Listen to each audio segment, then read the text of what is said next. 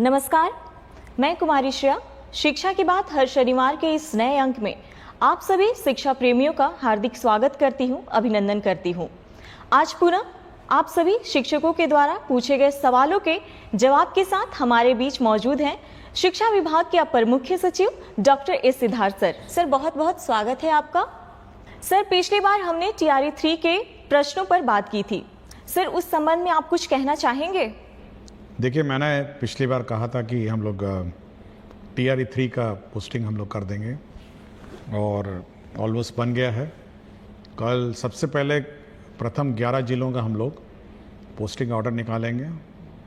Monday को दूसरे 11 जिलों का निकालेंगे और ट्यूसडे को बाकी जिलों का निकालेंगे।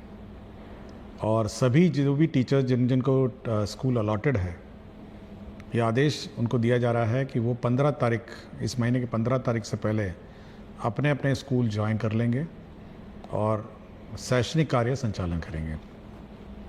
तो मैं चाहूँगा कि वो सभी जो टीचर्स हैं वो अपने अपने स्कूल्स ज्वाइन करें। और ये हो सकता है कि उसमें किसी को कोई समस्या हो, अपनी व्यक्तिगत समस्या हो, लेकिन क्योंकि नई बहाली है इसलिए सभी को अपने अपने फर्स्ट पोस्टिंग जिलों में ज्वाइन करना आवश्यक है और बाद में अपनी जो व्यक्तिगत समस्या है वे DO के माध्यम से राज्य मुख्यालय को भेज सकते हैं। तो मेरी सबको ये शुभकामनाएं हैं कि सभी लोग अपना ज्वाइन करेंगे। साथ ही साथ नेक्स्ट वीक हम लोग TRE 1 और TRE 2 के महिलाओं का स्थानांतरण जो दूरी के आधार पर है उसको टेकअप करेंगे। आपको ज्ञात होगा कि हम लोगों ने पिछले सप्ताह तक जितने भी विशेष समस्याएं हैं, बीमारी है, विकलांगता है, पति पत्नी है और उसके छूटे हुए मामले भी हम लोगों ने टेकअप कर लिए हैं। अब केवल बच गए हैं हमारे महिलाओं से संबंधित जो दूरी वाला है। तो TRE 1 और TRE 2 के भी हम लोग अगला सप्ताह टेकअप करेंगे और सभी को अपने अपने जो लॉगिन ID है ई-शिक्षा कोष, उसमें जानकारी प्राप्त हो जाएगी। इसलिए इधर उधर जानकारी के लिए आप लोग भटके नहीं। आपको अपने ई-शिक्षा कोर्स के लॉगिन में पहले तो SMS जाएगा और SMS जाएगा जिसके माध्यम से आप ई-शिक्षा कोर्स के लॉगिन में अपना अपना स्थानांतरण जिला देख सकेंगे। दूसरा एक मैं जानकारी ये देना चाहूँगा कि परसों मुझे एक पत्र मिला था अपने डाक में। मैं यूजुअली सभी पत्र बड़े ध्यान से पढ़ता हूँ, बहुत सारे लोग मुझे पत्र लिखते हैं।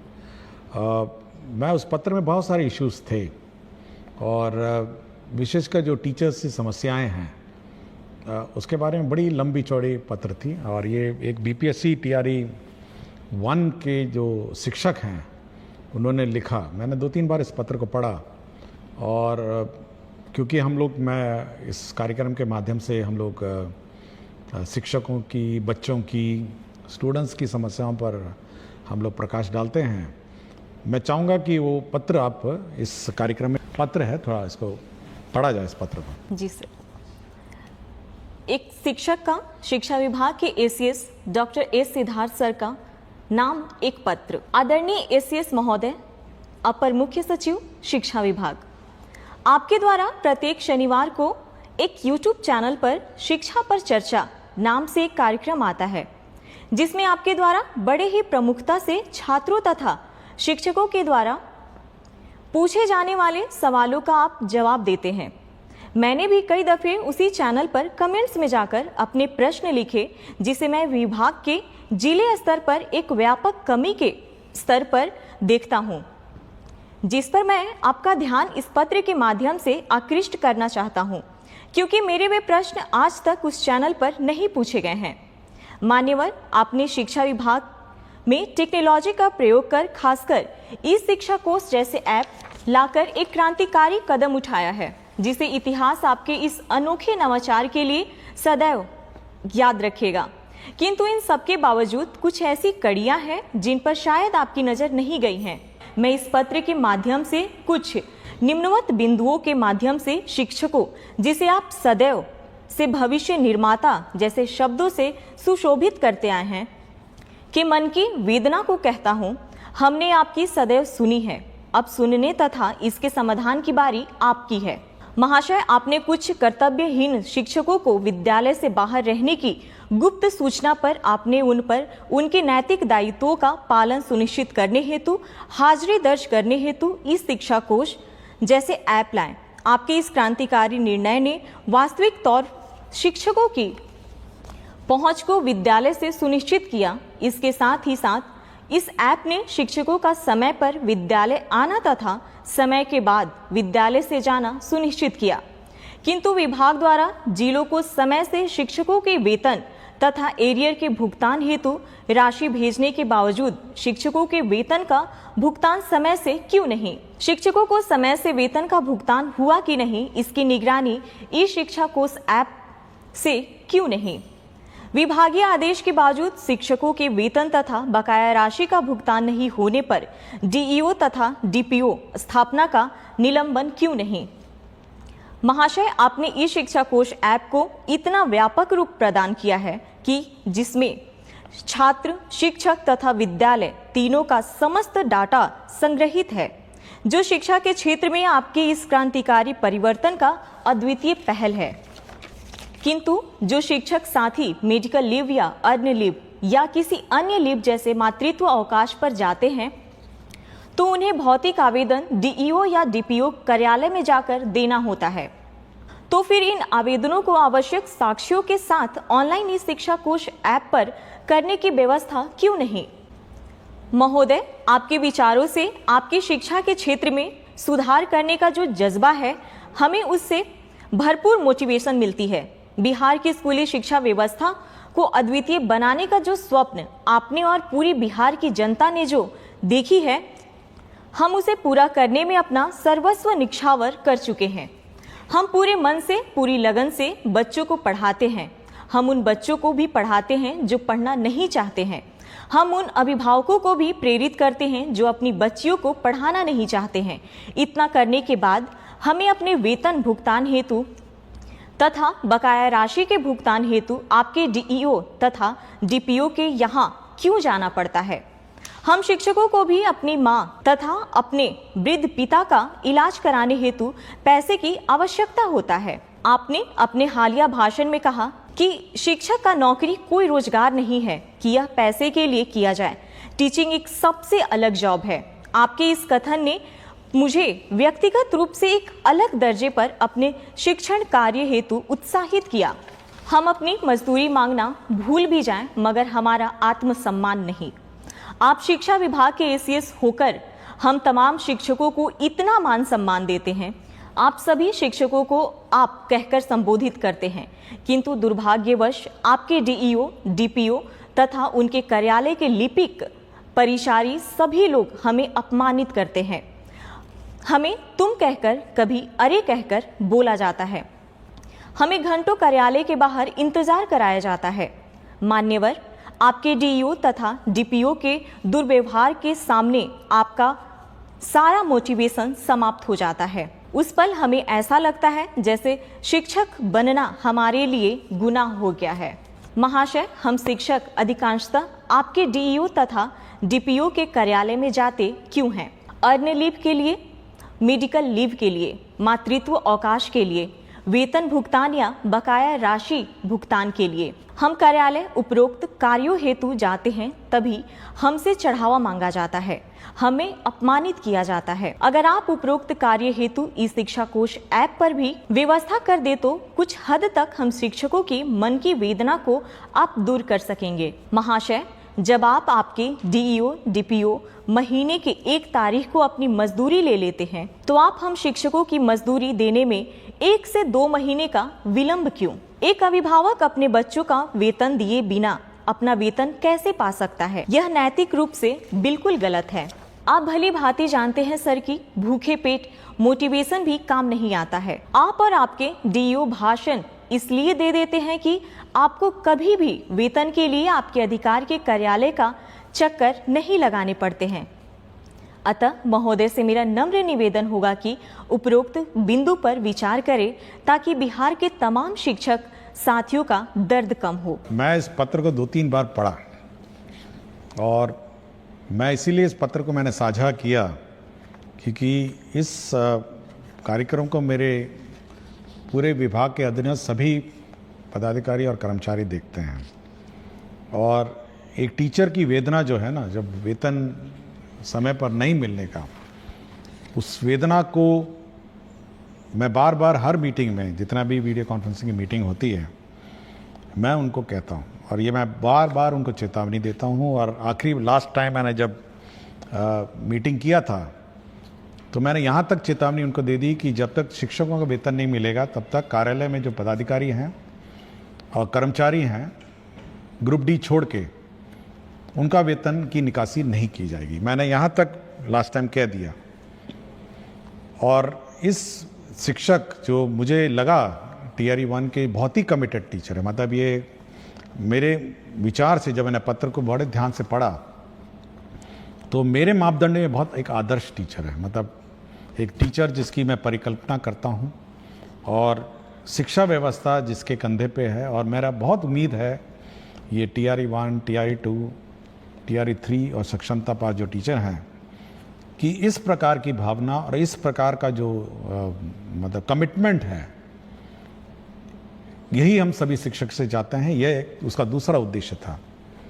लेकिन अब जो देख के मुझे लगा कि हमारे शिक्षक कार्यालय, शिक्षा विभाग का कार्यालय जो है, अब वेतन तभी उसकी निकासी होनी चाहिए जब हमारे टीचर्स का वेतन पहले निकासी होगा। सबसे पहले जो फर्स्ट राइट है, पहले टीचर्स का वेतन निकासी होगा, उसके बाद ही हमारा जो सरकारी कार्यालय है उसका होगा। यह मैं पहले भी कह चुका हूँ और मैंने लास्ट टाइम इसकी चेतावनी भी दी थी।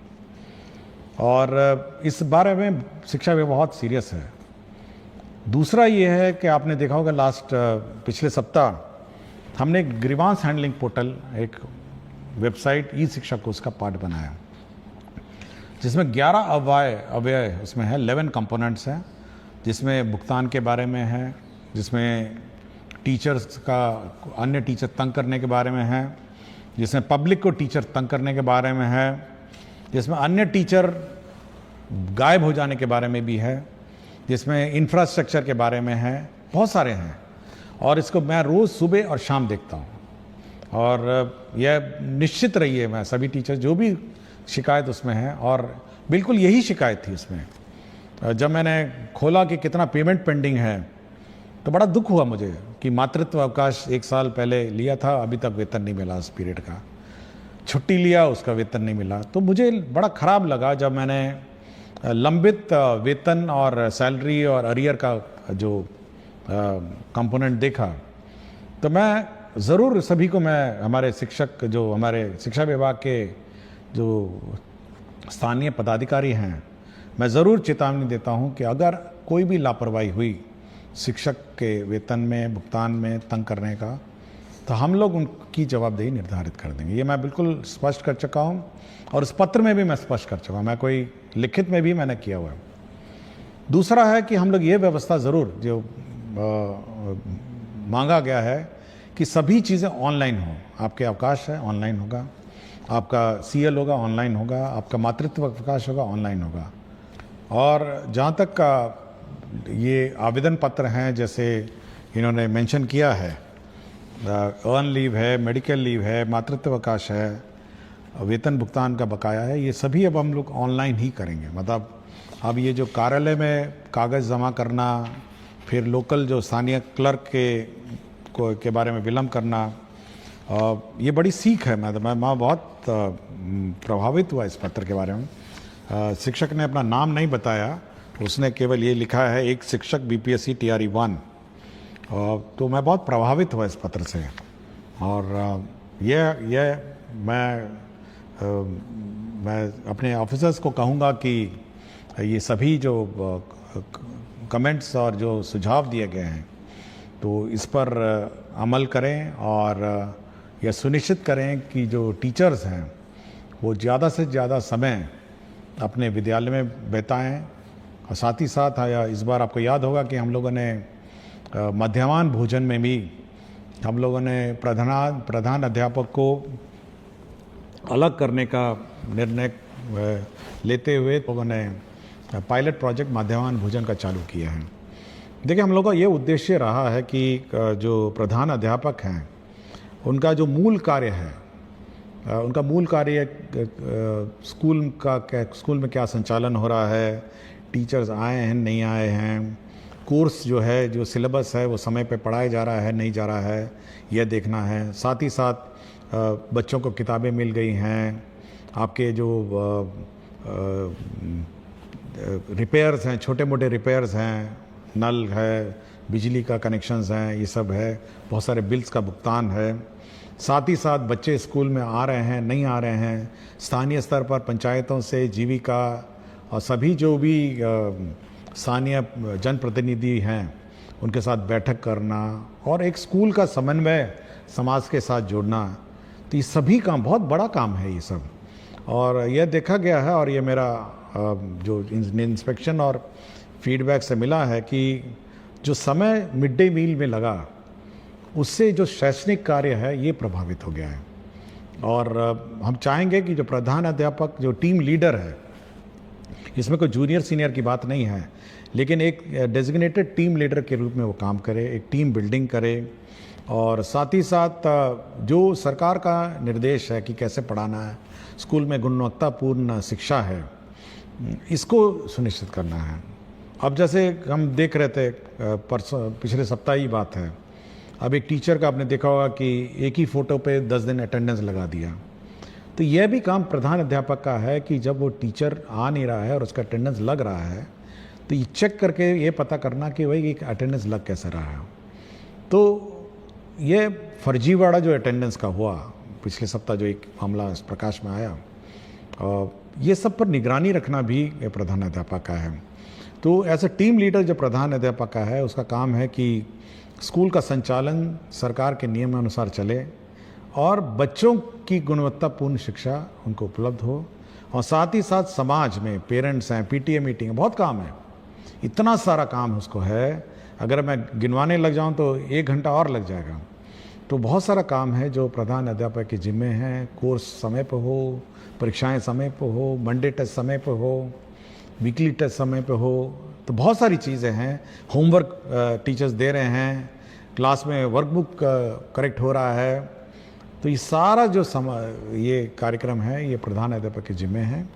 और मैं, जिसने भी इतना लंबा पत्र बड़े हाथ से लिखा हुआ था, तो बहुत सुंदर हैंड राइटिंग थी, मैं हैंड राइटिंग देख के मैं एक बार रुका कि इतनी सुंदर लिखाई है, उसको देख के मैं बहुत ही प्रसन्न हुआ और मैं बैठ के मैंने इसको 3-4 बार पढ़ा। तो मैं आज, इसीलिए मैंने आज इस कार्यक्रम को रखा कि आज एक बार इस पत्र के बारे में मैं सभी से चर्चा करूंगा और एक संवाद हम लोग शिक्षा में टीचर से संवाद स्थापित करना चाहते हैं, बच्चों से स्थापित करना चाहते हैं, अभिभावकों से करना चाहते हैं।